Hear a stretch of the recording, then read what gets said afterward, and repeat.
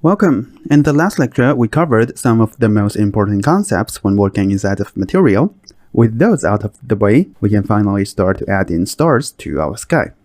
So I'm going to go back to my main map. So open this maps folder, double click to open this main map. Next thing, I'm going to go to this materials folder, open this sky, and double click to open this dynamic sky sphere. First, we'll need a star texture, and we have just that inside of the textures folder that we imported. So I'm going to go inside of it and double click to open this stars. I'm going to use this t_sky stars. So I'm going to drag this texture inside of my material graph. And first thing, I'm going to convert this into a texture parameter. So right mouse button click, convert to parameter. I'm going to call this one star texture. Same as the functions and variables inside of our blueprint, I like to put this variable into its own group. So we can do that in here. I'm going to change its name to O1_stars. And for this sort priority here, I'm going to change it to a value of 10. This number here decides the display order of this parameter inside of the material instance. And using a 10-based number instead of 1, 2, 3, 4 will be a much flexible option. Alright, next thing, I'm going to bring out a texture coordinate node. So hold down U on my keyboard, left mouse button click. So I like to control the tiling of this texture. Then hold down M on my keyboard, left mouse button click to bring out a multiply node. Connect this one to here. For the tiling, I like to have another parameter to control it. So hold down V on my keyboard, left mouse button click to bring out a vector parameter.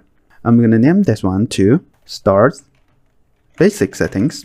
So a vector parameter has 4 channels, and I like to use these 4 channels as separate scalar parameters. This is a good way to reduce the amount of parameters inside of our material instance. Alright, I'm going to rename its channels. So click this drop down, and for the R channel, I'm going to change its name to stars tiling. And for the green channel, I'm going to call this one stars panning speed. I'm going to leave out the blue and the alpha channel for now. We're going to use them later. And I'm going to put this one into its own group. So it'll be this stars and change its sort priority to be 20.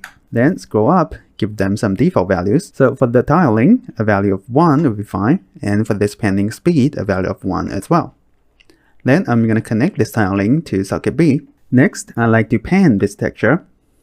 And to do that, we can use the node panner. There are 2 ways to bring out. We can left mouse button click and type in panner.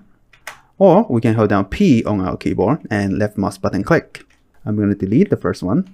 And I'm going to plug this pan into here. And for the time socket, the traditional way of doing this is we need to bring out the time node and use a multiply node and use another scalar parameter to control the speed. Then plug this value into time. There's another way for us to do this. So if you right mouse button click and type in time with speed variable. So this is a built-in material function that's shipped with Unreal. What it does is very simple. It simply multiplies the time with this input speed. So this is the same as we do this manually. I'm going to delete these 2 nodes. And I'm going to plug this panning speed into here. Then plug this time into here. We don't need to manually plug into time again in here, as that's already its default value.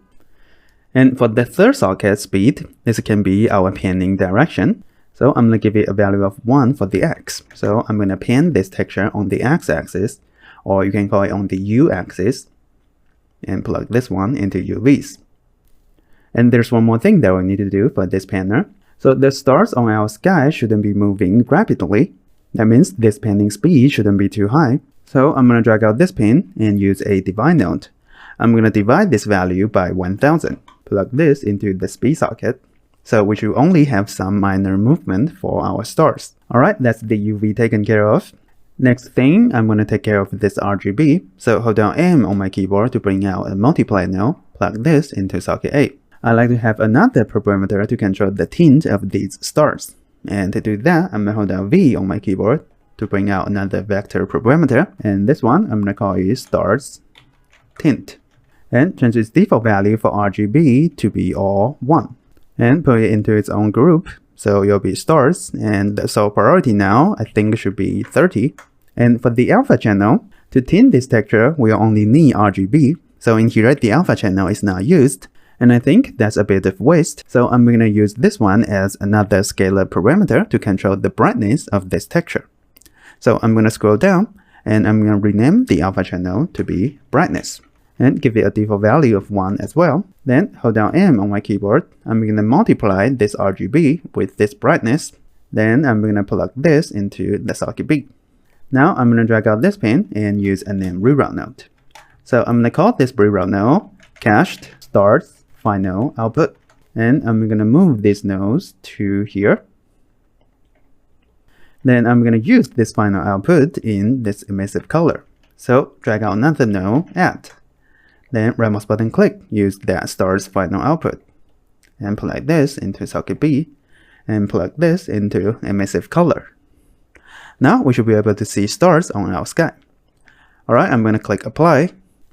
And go back to my level. You can see this is what we get. I'm going to change my time of day to the night time. So increase this value. And you can see this is what we get. Currently the stars, they are too large. And to scale them down, we'll need to increase the tiling. So go to this sky folder, double click to open this material instance. And I'm going to start to tweak the values. So for the basic settings, this tiling, I'm going to change it to a number of 12. And you can see this is what we get. Now for this panning speed, I'm going to increase it to something like 5. So we'll have some really subtle movement for these stars. And right now, I think these stars, they are too bright. So for this stars tint, I'm going to lower this brightness down to something like 0.5 or maybe 0.3. Right now, we can see stars on our sky, but this really isn't too ideal.